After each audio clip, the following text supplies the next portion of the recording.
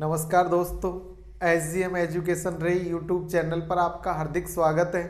जैसा कि आप सबको विदित है कि अपना ये स्पेशल जो हिंदी चैनल चल रहा है उस पर हम हिंदी का जो चैनल है उस पर अपनी जो क्लास चल रही है वो आपकी रीट मेंस सेकंड ग्रेड और फर्स्ट ग्रेड को टारगेट लेकर चल रही है दोस्तों।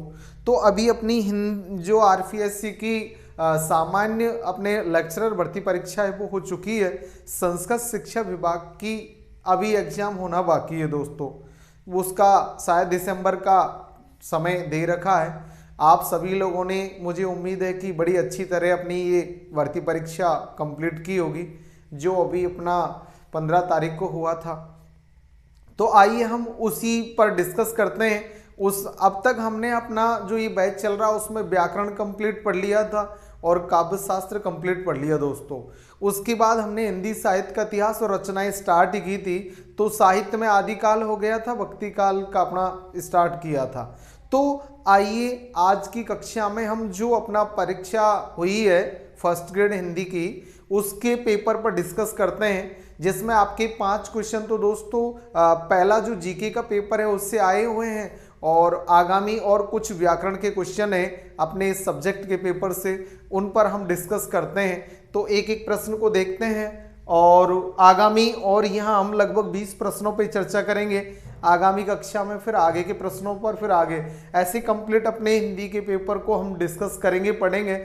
और अपने जहाँ तक मुझे उम्मीद है कि जो व्याकरण और अपने काव्य शास्त्र पढ़ा था एक भी क्वेश्चन दोस्तों उससे बाहर भी नहीं था और एज ए सिलेबस तो था ही। तो देखते हैं हम, देखिए इनमें से देखो पहला प्रश्न है अपने कि इनमें से किस विकल्प के सभी शब्द शुद्ध है। वो विकल्प जिसमें पूरे ही शब्द शुद्ध हो वो हमें बताना है दोस्तों।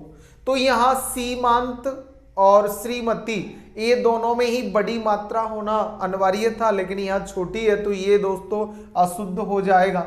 यहाँ सभी शुद्ध शब्द पूछे हैं। इधर लोकेशना में लौकेशना, लोक प्लस एषणा आई की मात्रा आनी है तो यहाँ भी सिंगल मात्रा यानी कि इसका भी मह। यहाँ महात्म्य, तो महात्म्य ये भी रॉन्ग हो जाएगा। इधर रविंद्र और प्रतिद्वंदी, इसमें भी आपके ये गलत है दोस्तों, बड़ी ई की मात्रा आनी ही थी और प्रतिद्वंदी वह आना था। अब बचा एक ऑप्शन अपना वैमनस्य और विरहिणी। यहाँ आपका अपना जो फर्स्ट पेपर जीके के पेपर में 5 जो हिंदी के आए पहले उन प्रश्नों पर डिस्कस कर रहे हैं, वो व्याकरण के ही प्रश्न थे दोस्तों। तो यहाँ आपका वैमनस्य और विरहिणी ये शुद्ध हो जाएगा, सही हो जाएगा। इनमें से किस विकल्प के सभी शब्द शुद्ध है, तो बी ऑप्शन है। या आपके ख या खे से आए तो खे है, या ए और बे आया तो बे ऑप्शन वाला सही है दोस्तों। इसी क्रम में दूसरा प्रश्न, किस विकल्प में शब्द का सही संधि विच्छेद नहीं है। इसमें नहीं है पूछा है, कहीं है कहीं नहीं है आदि के प्रश्न अधिक रिपीट किए जाते हैं। तो देखिए अभिषेक, तो अभी यहां अभी प्लस सेक, ये सेक आता है दोस्तों, स्लेट वाला से या शंख वाला दे रखा है। धनुष टंकार, तो धनु प्लस टंकार ये सही है। सदानंद, सत प्लस आनंद ये भी सही है। किंचित, किम प्लस चित, तो ये भी सही। अब यहां पूछा किस विकल्प में शब्द का सही संधि विच्छेद नहीं है, तो नहीं है वाला बताना अपने को।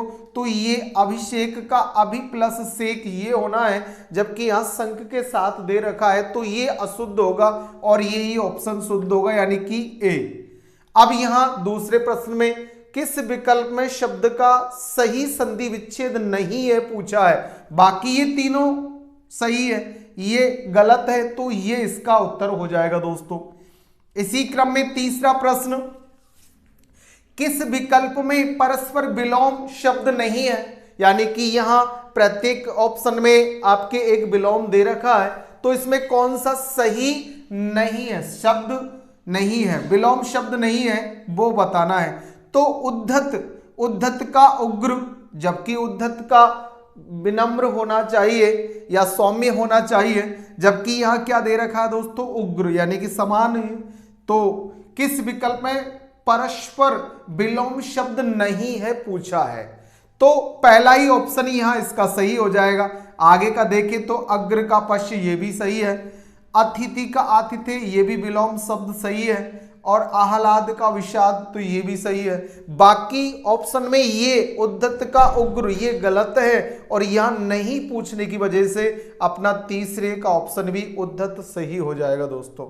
यानी कि उद्धत का उग्र ये परस्पर विलोम शब्द नहीं है, बाकी सभी है। चौथा प्रश्न, किस शब्द में उपसर्ग का प्रयोग नहीं हुआ है, जिसमें उपसर्ग नहीं लगा हुआ है वो पूछा है दोस्तों। तो हम देखते हैं यहां अपना पहला ऑप्शन है हम सफर, तो हम प्लस सफर हो जाता है। हम उम्र, हम प्लस उम्र हो जाता है। हम लोग, हम प्लस लोग, और हम वतन, हम प्लस वतन। तो यहां हम सफर, हम उम्र, हम वतन आदि तीनों किस शब्द में उपसर्ग का प्रयोग नहीं हुआ है? हम लोग शब्द में यहां उपसर्ग का प्रयोग नहीं हुआ है, इसलिए यहां जो पूछा उसके अनुसार सी वाला ऑप्शन इसका सही होगा। बाकी हम सफर, हम उम्र, हम वतन आदि में आपके हम उपसर्ग का प्रयोग है, हम लोग में नहीं है। तो यहां चौथे प्रश्न का तीसरा यानी कि सी ऑप्शन सही हो जाएगा दोस्तों। इसी क्रम में अपना फर्स्ट पेपर का अंतिम पांचवा यानी कि प्रथम जो जीके का पेपर था उसमें हिंदी के जो प्रश्न आए उसमें पांचवा देखिए, इनमें से किस शब्द का हिंदी समानार्थक शब्द असंगत है? ये अपने पारिभाषिक शब्दावली जो है अपने उससे प्रश्न लिए हैं दोस्तों, जिसमें आपको अंग्रेजी का हिंदी मीनिंग बताना है। तो यहां आपके मेमोरेंडम जो पहला है यही सही हो जाएगा, इसमें असंगत पूछा है। अब बाकी सभी संगत है यही, जैसे कॉरेस्पॉन्डेंस का हो जाता है पत्राचार, पत्र व्यवहार करना आदि कॉरेस्पॉन्डेंस का हो जाएगा। मर्ज करना यानी कि विलयन ये भी सही है। ऑब्लिगेटोरी का है बाध्य करना, बाधित करना उससे हो जाता है। तो ये तीनों ऑप्शन संगत है, केवल एक पहला ए मेमोरेंडम ही असंगत है। तो यहां इसका सही उत्तर हो जाएगा दोस्तों पहला ही मेमोरेंडम। इसका शुद्ध होता है ज्ञापन, जबकि यहां आया है स्मरण पत्र, तो ये अशुद्ध हो जाएगा, असंगत हो जाएगा। तो ये सही है पांचवें ऑप्शन का।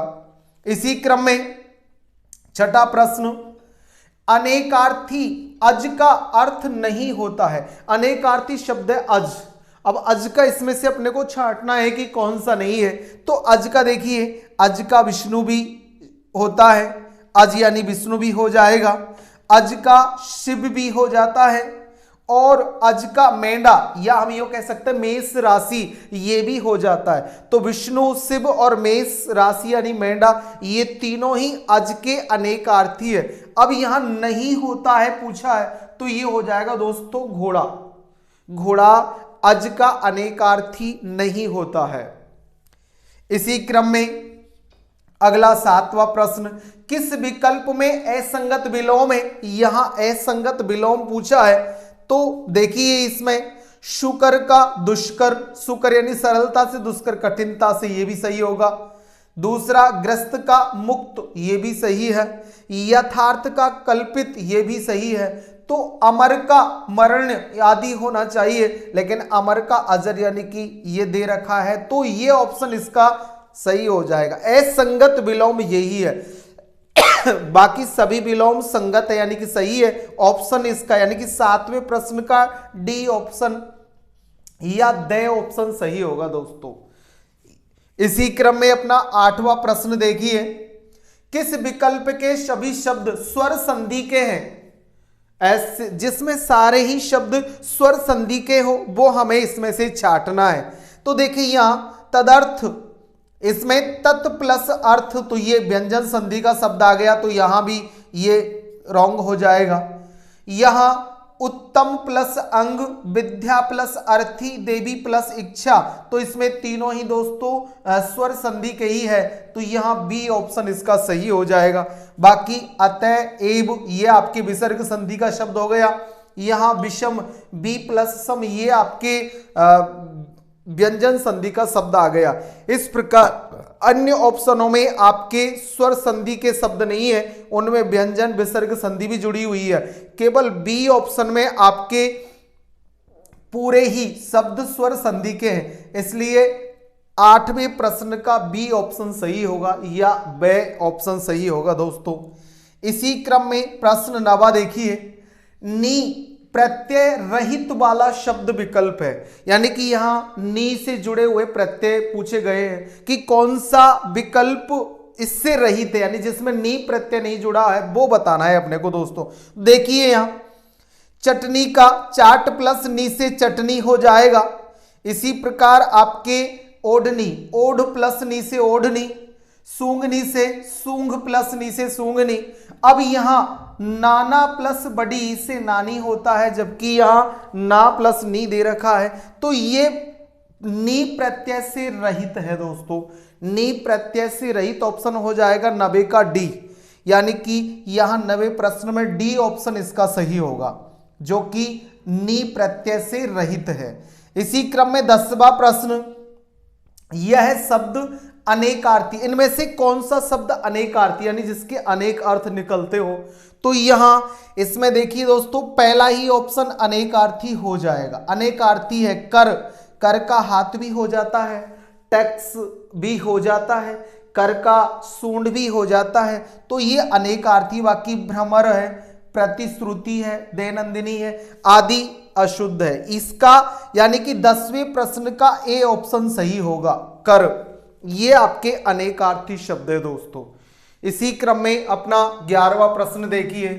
11वें प्रश्न में किस विकल्प के दोनों शब्द बहुब्रीहि समास के उदाहरण है। अब यहां ये पूछा है, ये ऑप्शनों में जो शब्द दे रखे हैं जिनमें बहुब्रीहि समास, जिसका तीसरा शब्द या पद प्रधान हो, तो देखिए यहां आपके जितेंद्रिय, मुनिवर, दोनों ही शब्द, दत्त धन, हथकड़ी, दत्त धन दिया हुआ धन, और हाथ के लिए कड़ी, तो यहां तत्पुरुष आ गए आपके, इसलिए ये भी बहुब्रीहि समास से रहित है, दोनों ही बताना है।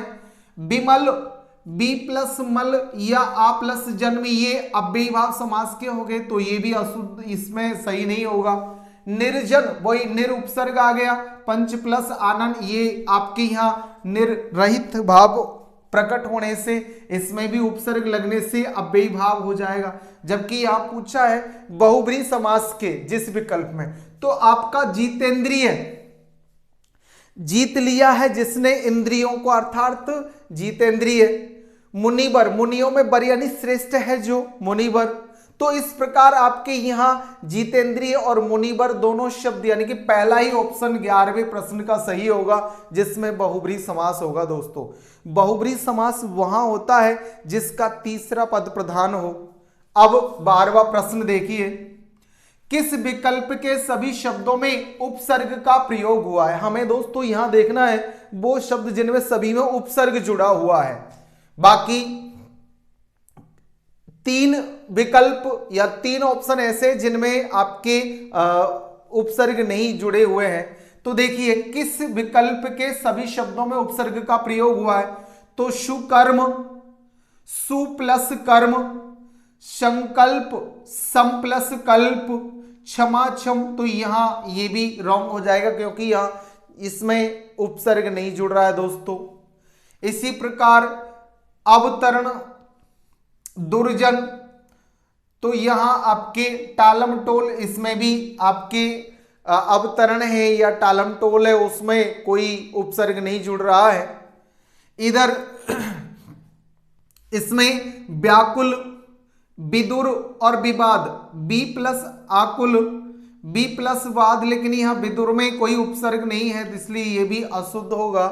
अब यहां किस विकल्प के सभी शब्दों में उपसर्ग है, तो उपसर्ग जैसे पर्याप्त में परि प्लस आप्त, दुर्दिन में दुर प्लस दिन, और अभ्यागत में अभि प्लस आगत, यहां तीनों शब्दों में उपसर्ग जुड़ा हुआ है, तो इसका डी ऑप्शन सही होगा दोस्तों। किस विकल्प के, तो डी विकल्प के सभी शब्दों में उपसर्ग जुड़ा हुआ है। प्रश्न 13वां, किस विकल्प में मूल शब्द एवं प्रत्यय का विभाजन दोषपूर्ण है? आपको वो बताना है जिसमें गलती है, यानी कि इनमें से एक विकल्प ऐसा है जिसमें प्रत्यय और जो उसका मूल शब्द अलग अलग किए वो गलत है। तो देखिए यहां पहला ऑप्शन मारुति, तो मारुत प्लस बड़ी, तो ये सही है दोस्तों। यहां ग्रामीण, ग्राम प्लस ईन, तो ये भी सही है। यहां मानव का मनु प्लस ए, मानव, ये भी सही है दोस्तों। तो यहां ये तीसरा ऑप्शन इसका दोषपूर्ण है, तीसरा ऑप्शन गलत है। यहां बुढ़ापा, तो इसमें होता है बूढ़ा प्लस आपा, बूढ़ा प्लस आपा बुढ़ापा, मोटा प्लस आपा मोटापा, तो आपा प्रत्यय जुड़ता जबकि यहां पा जुड़ा हुआ, इसलिए ये अशुद्ध हो जाएगा। ये इसका यानी कि 13वें प्रश्न का सी ऑप्शन, से ऑप्शन सही होगा। 14वां प्रश्न, विसर्ग संधि एवं व्यंजन संधि के उदाहरण। आपको यहां चारों ऑप्शन जो दे रखे उनमें से विसर्ग और व्यंजन संधि के उदाहरण बताने हैं। तो यहां देखिए कपीस, कपि प्लस ईस, ऋग्वेद, ऋग प्लस वेद, तो यहां इसमें आपके पहले तो हो रही है आप स्वर संधि और दूसरी व्यंजन, तो ये भी आपके सही नहीं होगा क्योंकि यहां तो विसर्ग और व्यंजन पूछा है। यहां महेश, महा प्लस ईस और उत प्लस ज्वल, यहां भी देखें तो यहां भी आपके स्वर और व्यंजन हो रही है। इधर निरोग, नी प्लस रोग और सत प्लस मार्ग, तो यहां भी आपके, और डी ऑप्शन है दुर्गुण, दु प्लस गुण और प्रत्येक, प्रति प्लस एक, तो इसमें भी आपके प्रत्येक में यण संधि है। अब यहां केवल तीसरा ऑप्शन है जो सी ऑप्शन है या से ऑप्शन है, ये आपके विसर्ग और व्यंजन संधि से जुड़ा हुआ है। यहां निहि प्लस रोग, निर्रोग का, यहां हो जाता है नी प्लस रोग, और ये विसर्ग संधि से सत प्लस मार्ग, ये आपके व्यंजन संधि का शब्द हो जाएगा। अगला 15वां शब्द, किस विकल्प के सभी शब्द परस्पर पर्यायवाची नहीं है? एक दूसरे के पर्यायवाची नहीं है, वो हमें यहां देखने हैं। तो देखिए दोस्तों, जिसमें आपस में तीनों ही शब्द पर्यायवाची नहीं है वो सबसे पहले राक्षस, पहला ए ऑप्शन है राक्षस है, मनुजाद है दैत्य, ये आपके राक्षस के, दैत्य के या दानव के पर्यायवाची है। सी ऑप्शन में पीयूष, सुधा, अमृत, ये अमृत के पर्यायवाची हो जाएंगे। इसी सी ऑप्शन में गंगा, त्रिपथगा, अलकनंदा, ये गंगा का या भागीरथी के सही हो जाएंगे पर्यायवाची। अब यहां बी ऑप्शन इसका सही होगा दोस्तों। बी ऑप्शन में देखिए यहां पूछा है परस्पर पर्यायवाची नहीं पूछे हैं, तो प्रसून, कुसुम, ये फूल के पर्यायवाची, जबकि पल्लव का अर्थ होता है पत्ता, तो ये तीनों यहां परस्पर पर्यायवाची नहीं है, इसलिए ये यानी कि बी वाला ऑप्शन यहां सही होगा आपके। बी ऑप्शन 15वें का बी ऑप्शन या बे ऑप्शन सही होगा। 16वां प्रश्न, इनमें से शुद्ध शब्द बताइए। हमें यहां शुद्ध बताना है दोस्तों। तो ये निरोग, ये निरोग भी अशुद्ध है क्योंकि यहां बड़ी निरोग होना चाहिए। अम्न ने होकर अम्ल है तो अम्ल होना चाहिए था, ये भी अशुद्ध है। पुनरावलोकन, तो पुनः प्लस पुनरावलोकन होना चाहिए, पुनरा रा दे रखा है तो ये अशुद्ध है। आपका सी ऑप्शन सौहार्द, ये सही होगा दोस्तों। इनमें से शुद्ध शब्द सी ऑप्शन यानी कि से ऑप्शन हो जाएगा 16वें का। 17वां प्रश्न, सही अर्थ युक्त शब्द है, शब्द युग्म, इसमें वो शब्द युग्म बताना जो सही अर्थ प्रकट कर रहे हैं। तो अचल, अचल का हो जाएगा भूमि या स्थिर आदि से, तो यहां पुरुष दे रखा है, सॉरी पुरुष, तो ये भी गलत है। अचला पृथ्वी है, ये सही है। आपको सही अर्थ युक्त शब्द युग्म देखना है, तो ये गलत हो गया, यहां हमको सही छांटना है। तरणी, तरणी का अर्थ होता है नाव, जबकि यहां युवती, तो ये गलत हो जाएगा। यहां तरुणी का षोडशी ये दे रखा है, ये भी गलत है। इधर सी ऑप्शन में करोड़, करोड़ का अर्थ होता है गोद, और करोड़ यानी कि 100 लाख, तो ये ऑप्शन सी वाला सही है दोस्तों। करोड़ यानी कि गोद और करोड़ यानी 100 लाख, तो सी ऑप्शन इसमें 17वें का सही हो जाएगा। यहां सूची, सूची यानी तालिका, तो ये सही है, जबकि सूची यानी पवित्र होता है, जबकि यहां आपके इंद्राणी, इंद्राणी यानी कि सची का इंद्राणी होता, तो ये गलत है। यहां हमको सही शब्द युग्म छांटना है, तो आपके सी ऑप्शन सही हो जाएगा, या से ऑप्शन सही होगा 17वें का। 18वें प्रश्न में निम्नलिखित में से किस वाक्यांश के लिए असंगत शब्द का प्रयोग हुआ? वाक्यांश बताना है जिसमें असंगत है। यहां असंगत शब्द का प्रयोग हुआ है, वो छांटना है हमको। तो सबको एक समान देखता है वो समदर्शी, ये सही है। जो पहले हो चुका हो भूतपूर्व, ये भी सही है। अच्छे आचरण वाला सदाचारी, तो ये भी सही है। और बी ऑप्शन उपकार को मानने वाला, उपकार को जो मानता है वो कृतज्ञ, और जो नहीं मानता है वो कृतघ्न कहलाता है। तो उपकार को मानने वाला कृतघ्न, तो ये बी ऑप्शन इसमें सही हो जाएगा, क्योंकि ये असंगत है। यहां एकार्थक शब्द में ये, सॉरी, वाक्यांश के लिए एक शब्द में ये बी वाला ऑप्शन या बे वाला ऑप्शन सही होगा 18वें का, ये गलत दे रखा है यहां। इसी क्रम में 19वां, आग में घी डालना मुहावरे का सही अर्थ होगा। आग में घी डालना अर्थात देखो यहां इसका सही अर्थ बताना है हवन करना, ये भी गलत है। क्रोध भड़काना, आग में घी डालना यानी किसी के क्रोध को भड़काना, तो ये बे वाला ऑप्शन या बी वाला ऑप्शन सही होगा 19वें का। यहां आहुति देना, ये भी गलत है। अपमान करना, ये भी गलत है। तो आपके आग में घी डालने का बी या बे ऑप्शन सही होगा, क्रोध भड़काना। 20वां प्रश्न जो अपना आज इस कक्षा का अंतिम है, देखिए मुहावरे का सही अर्थ है, जो मुहावरा दे रखा उसका सही अर्थ बताना है अपने को। तो इसमें बे ऑप्शन दे यानी बी वाला, गुड़ गोबर करना यानी गंदगी फैलाना, तो ये भी गलत है। यहां गड़े मुर्दे उखाड़ना यानी ऐतिहासिक उत्खनन, तो ये भी गलत होगा दोस्तों। और गाल बजाना चापलूसी करना, ये भी गलत है। और ए ऑप्शन दांत काटी रोटी यानी पक्की दोस्ती, तो ये मुहावरे का सही अर्थ होगा, दांत काटी रोटी यानी कि पक्की दोस्ती। तो आज हमने व्याकरण के फर्स्ट पेपर से और अपना सब्जेक्ट का सेकंड पेपर है उसके व्याकरण के प्रश्नों का हल किया है दोस्तों। अगली कक्षा में आगामी प्रश्नों पर और विचार करेंगे। ये 100% ऑथेंटिक और सही आपको प्रश्न मिल रहे हैं। आप कई सारी कोचिंग है या और जो भी समझा रहे हैं उनसे भी मैच कर सकते हैं, वो कोई दिक्कत नहीं है कि आप केवल यहीं देखें, अपनी सुविधा अनुसार किसी से भी मैच करें। लेकिन यहाँ आपको पूरे निष्कर्ष सहित बताया जा रहा है कि क्यों गलत और क्यों सही है। तो आप अच्छी तरह अपने प्रश्नों को मिलाएं, देखें कि आपने व्याकरण काव्य शास्त्र या जो अपना इतिहास और रचनाओं के या जो साहित्यों के प्रश्न उसमें से कितने सही या गलत किए हैं। और दोस्तों उम्मीद है कि आगे के लिए आप इसी तरह तैयारी करते रहेंगे। अपने सभी मित्रों को लाइक शेयर जरूर करें कि वो आराम से अपने घर पेपर को मिला सके और देख सके कि उनके द्वारा किए हुए कितने प्रश्न सही है। तो अच्छा पढ़े, आगे बढ़े दोस्तों। धन्यवाद।